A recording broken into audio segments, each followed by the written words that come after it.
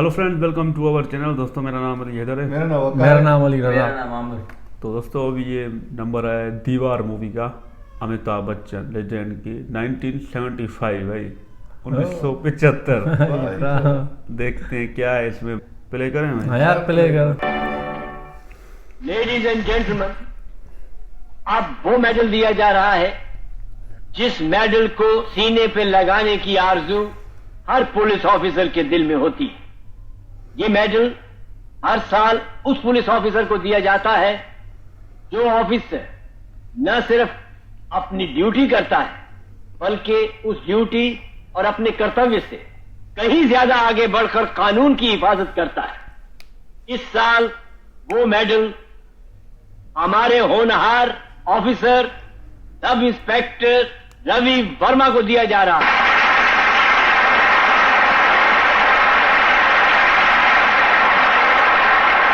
जनाब मिनिस्टर साहब, my senior officers, दोस्तों, मैं जो कहना चाहता हूं कोई नई बात नहीं है। अक्सर ऐसे मौकों पर लोग यही कहते हैं कि आपने जो इज्जत मुझे दी है मैं उसके काबिल नहीं हूं। यह बात अलग है, यह बात लोग दिल से नहीं कहते हैं, लेकिन अक्सर यह बात सच होती है। दुनिया हर बड़े काम के पीछे किसी इंसान को देखती है, उसे इज्जत देती है, लेकिन उस इंसान के पीछे भी कुछ और इंसान होते हैं जिन्हें कोई नहीं देखता, कोई नहीं जानता, जिनका नाम किसी किताब, किसी अखबार, किसी गजट में नहीं छपता। मैं ये मेडल लेने से पहले उसका नाम लेना चाहता हूं जिसके बिना मैं वो नहीं कर पाता जो मैंने किया। लेडीज एंड जेंटलमैन, वो नाम है सुमित्रा देवी, जो खुशकिस्मती से मेरी मां है।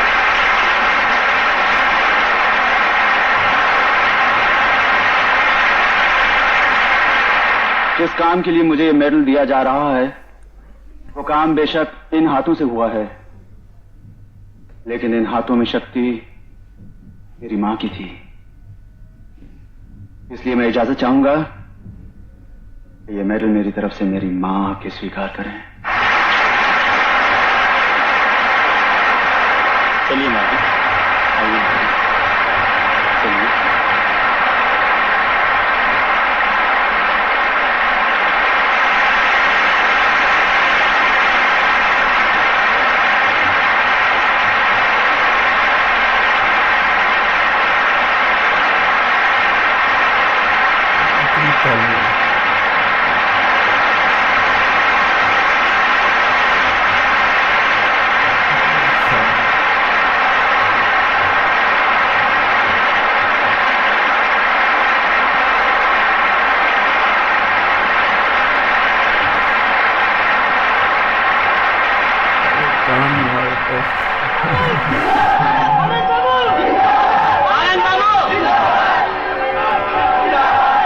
आज हमारी इस हड़ताल का 11वां दिन है, लेकिन लगता है कि अब तक इन कोयले की कानों के मालिक ये भी नहीं समझ सके कि हमारी मांगे क्या हैं। वो समझते हैं कि हम उनकी दौलत छीन लेना चाहते हैं। ऐसा नहीं है। वो समझते हैं कि हम उनकी तरह अमीर बन जाना चाहते हैं और उन्हें अपनी तरह गरीब बना देना चाहते हैं। ऐसा भी नहीं है। हम तो सिर्फ इतना चाहते हैं कि जो मजदूर जमीन की तहों से कोयला निकालता है उसका अपना चूल्हा ईंधन को न तरसे। और हम तो सिर्फ इतना चाहते हैं कि हमारी जिंदगी में बरसों से छाई ये कोयले से ज्यादा काली रात ढल जाए, खत्म हो और एक नई सुबह आए। और वो सुबह उस दिन आएगी जब मजदूरों को उनका अधिकार, उनकी मेहनत का ठीक सिला मिलेगा। उनकी बीमारी के लिए अस्पताल, उनके बच्चों के लिए अच्छे स्कूल होंगे। साथियों, अगर इस वक्त मेरी आवाज उन मालिकों तक पहुंच रही है तो वो सुन लें कि हमें यह शिकायत नहीं है कि उनके ड्राइंग रूम के गुलदान फूलों से क्यों सजे हैं। हमें यह शिकायत है कि हमारे आटे के कनस्तर खाली क्यों हैं। हमें यह शिकायत नहीं कि ये कोयले की कानें उनके लिए सोना क्यों उगल रही हैं। हमें यह शिकायत है कि हमारे हिस्से में सिर्फ राख क्यों आती है। अगर इस वक्त मेरी आवाज उन मालिकों तक पहुंच रही है तो वो सुन लें कि ये हड़ताल उस वक्त तक खत्म नहीं होगी जब तक हमारे दम में दम है।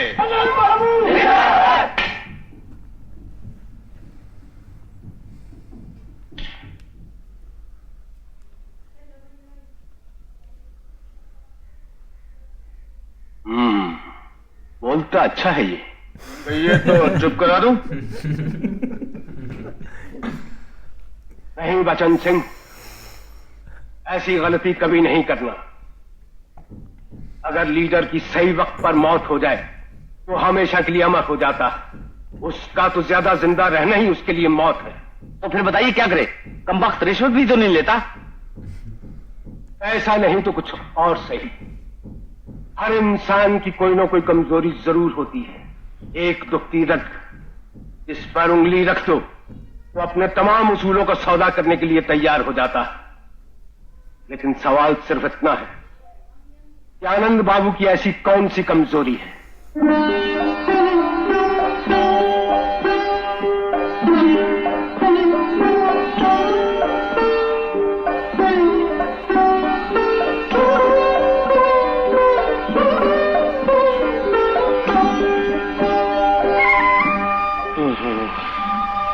सुमित्रा, विजय और रवि अभी तक स्कूल से वापस नहीं आए?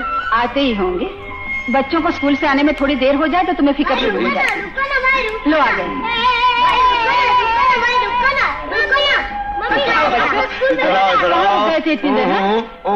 कहाँ गया था बदमाश? हाँ, स्कूल गया था। आओ बेटे, बैठो बैठो, शाबाश। अच्छा बेटे, ये बताओ कि आज तुमने स्कूल में क्या किया? हाँ पिताजी, हमारे स्कूल के मास्टर जी ना, वो आपके बारे में कुछ कह रहे थे। अच्छा, क्या कह रहे थे? वो कह रहे थे कि तुम्हारे पिताजी नहीं कह रहे थे आनंद बाबू। हाँ, आनंद बाबू कह रहे थे कि आनंद बाबू उसूल के बहुत पक्के आदमी। हाँ पिताजी, आप उसूल के बहुत पक्के हैं। बता नहीं बेटा। अच्छा चलो चलो, हाथ मुंह धो लो। आज मैंने तुम लोगों के लिए खीर बनाई। जाओ चलो, शाबाश। तुम दोनों के तमाशे देखने हो तो कभी चुपके से देखना। कभी तुम्हारी तरह बैठकर अखबार पढ़ते हैं तो कभी मेज पर चढ़कर लेक्चर देने लगते हैं। इन दोनों के लिए दुनिया में सब कुछ तुम ही हो। अरे भाई, सच पूछा जाए तो मेरे लिए भी इन दोनों के सिवाय कौन है दुनिया में? अरे वो गिरधारीलाल पैम्फलेट दे गया था। हाँ, दे गया था। वो भी यही कह रहा था कि मजदूरों की सारी उम्मीदें तुमसे लगी है। हाँ, कल मालिकों के बंगले के सामने जुलूस तो निकलने वाला है। देखें क्या होता है।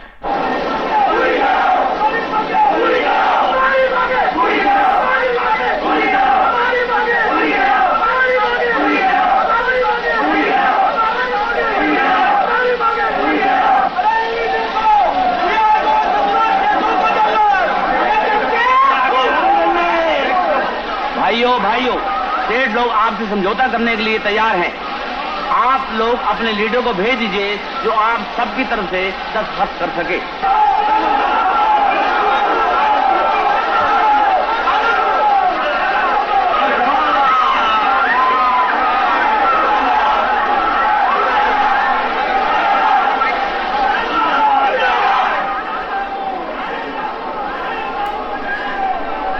आइए आनंद बाबू। नमस्ते सेठ जी, बैठिए। मैंने समझौते के कागजात तैयार करवा लिए। ये देखिए, मजदूरों से बात किए बिना ही आपने समझौते के कागजात तैयार करवा लिए। आप फाइल देखने के बाद दस्तखत कीजिए।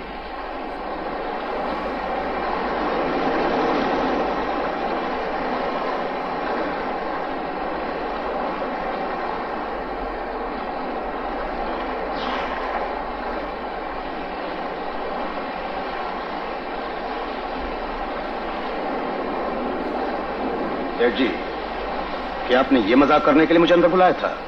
इस फाइल में तमाम वही बातें हैं जिन पर मैं पहले भी दस्तखत करने से इनकार कर चुका हूं। आनंद बाबू, आपने अभी पूरी फाइल नहीं देखी। एक पन्ना और उल्टिए, देखिए तो सही।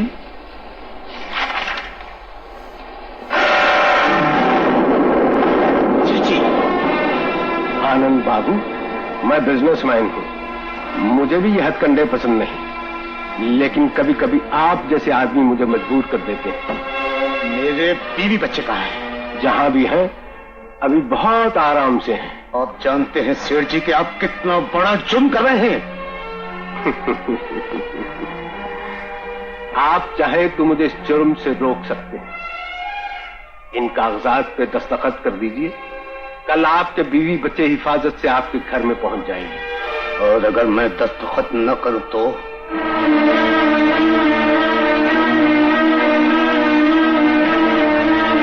और तो कुछ नहीं, सिर्फ इस तस्वीर के टुकड़े टुकड़े कर दूंगा मैं। तुम मुझे धमकी दे रहे हो? इस आदमी को शायद तुम नहीं जानते, इसको बचन सिंह कहते हैं। 2 बार जेल जा चुका है, और वो भी खून के इल्जाम में। एक बार तो इसने 7 साल के बच्चे का गला दबाया। सुन रहा हूं। अपने बीवी बच्चे चाहिए और मुझे दस्तखत चाहिए।